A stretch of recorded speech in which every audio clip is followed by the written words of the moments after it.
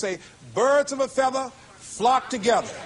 You run around with losers, you will end up a loser. Unconsciously, you will pick up their ways, you'll pick up their habits, you'll pick up, most importantly, their attitude about life. If you're around cynical, negative people all the time, you will become cynical and negative.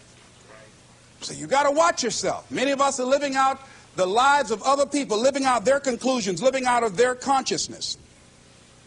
The other thing is that you begin to looking at your life and looking at what it is that you want to achieve. Another crucial thing that you must do is align yourself with powerful people. Align yourself with people that can encourage you, people that can empower you, people that you can learn from, people that you can grow from. That's very important. See, if you have people around you that can contribute to your growth. When I wanted to become a speaker, I joined the National Speakers Association. I wanted to be around the Dr. Norman Vincent Peales, the Zig Ziglars, the Dwayne Dyers. I wanted to be around people that were doing what I wanted to do. I wanted to learn from them. And you want to do that too. You want to align yourself with people who think like you, people who dream like you, people who want more out of life, people that are stretching and searching and seeking some higher ground in life. As opposed to the majority of people. Somebody said, always strive to get on top in life because it's the bottom that's overcrowded. And see, you don't want to be on the bottom. See, it's easy to be on the bottom. It doesn't take any effort to be a loser. It doesn't take any motivation, any drive in order to stay down there on a low level. But it calls on everything in you, ladies and gentlemen. You have to harness your will to say, I'm going to challenge myself. Sometimes I have to pull myself out of bed and say, come on, Les. Things I know I should do, I don't do. Things I shouldn't do, I do. I found that the biggest enemy you have to deal with is yourself. There's an old African proverb that says, if there's no enemy within, the enemy outside can do us no harm. So think about that.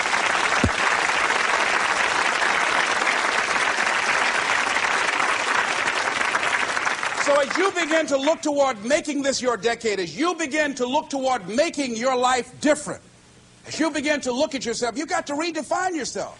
Who are you right now? And who must you become in order to create what you want? What has to change about you? What is it that you're doing right now that would be a liability for you? As you begin to look toward the future and take inventory of yourself, what is it about you right now that you've got to leave this behind because this no longer fits? Looking at where you want to go and the kind of person that you must become, the kind of standards that you have for you. What is it that you must do differently? Repeat out to me, please. If you want to keep on getting what you're getting, keep on doing what you're doing. See, that doesn't take an Einstein for that one. All right? It makes sense unless you change your pattern, unless you change the way you're thinking, unless you change your behavior, you're going to continue to produce the results in your life. See, all of us are winners, but some of us are producing results that we don't want. And so all you have to do is look at your game plan, look at your strategy. How is it that you have been being? What is it that you've been doing to produce this? See, you're the director, you're the producer, you're writing the script, you're the star of your life. And as you begin to look at your life, you can decide whether or not it's a smash or whether or not it's a flop. That's in your hands. Look at your life, look at where you want to go. Don't worry about your circumstances. Don't worry about your age. I have a friend who's up in age, over 70, and she wanted to build a multi-million-dollar complex. The name is Dr. Johnny Coleman. Lenders and bankers say, you can't do that, you're too old. She ignored them. That building now stands, ladies and gentlemen, a multi-million-dollar structure. But there are a lot of people who would have listened to that. There are a lot of people that would not have even gotten to that point. They would have talked themselves out of even going down to the bank to ask for it, because they've already said no to themselves. See, it's time now. If you want to make this your decade, you've got to start saying yes to your life. You've got to start saying yes to your dreams, yes to your unfolding future, yes to your potential, as opposed to saying no. See, 87% of our self-talk is negative. So you've got to make a conscious, deliberate, determined effort to say yes to your dreams. Why not? Why not me? Don't spend time like most people going through life complaining. Don't try and get on talk shows and tell everybody how life has done you wrong. Here's what's happening in the audience. 80% don't care. And 50% glad it's you.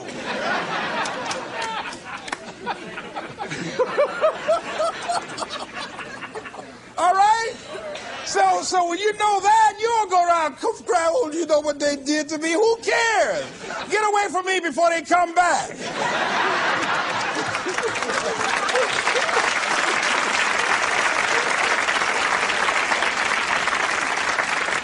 I had a friend of mine that said something that's very important. He said, hey, it doesn't matter what happens to you. The only thing matters, what are you going to do about it?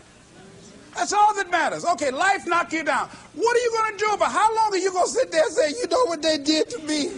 How long? Who wants to hear that racket? Use that energy to get up from there and move on and get on with your life. You got to learn to let the past go so you can grow. Many people never act on their dreams because they allow their past experiences to determine what their possibilities are. Whatever you've done in the past, that's not a reflection of your possibilities. That's just a reflection of your consciousness. That's just a reflection of your development and your growth. The future is unfolding for you right now. The future is unlimited for you right now. No one knows where you can go. No one knows what you're capable of or what's possible for you. You don't even know that. I had no idea, ladies and gentlemen. No one could have convinced me that I was able to do this. I'll never forget, I was speaking in Detroit, and a high school friend of mine saw me afterwards, and he was backstage. He said, I can't believe it's the same person. And I thought for a moment, and I said, it's not.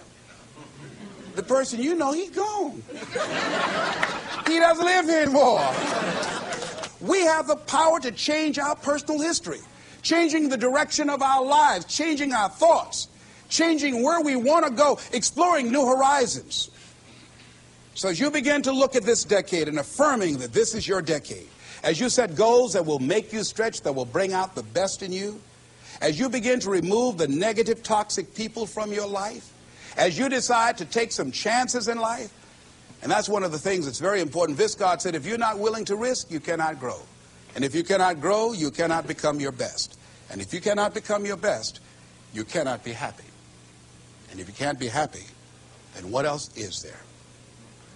I'll never forget when I reached my first major goal of buying my mother that home. I'll never forget what it was like. And you're going to have this experience when you reach some major goal. When I drove up to the house and I got out and I gave Mama the key. And I said, Mama, this is for you. I'll never forget the look on her face. She said, oh my God. No one could have convinced me when I adopted y'all that this would happen. She said, oh, thank you. She said, and you caused me so many damn problems.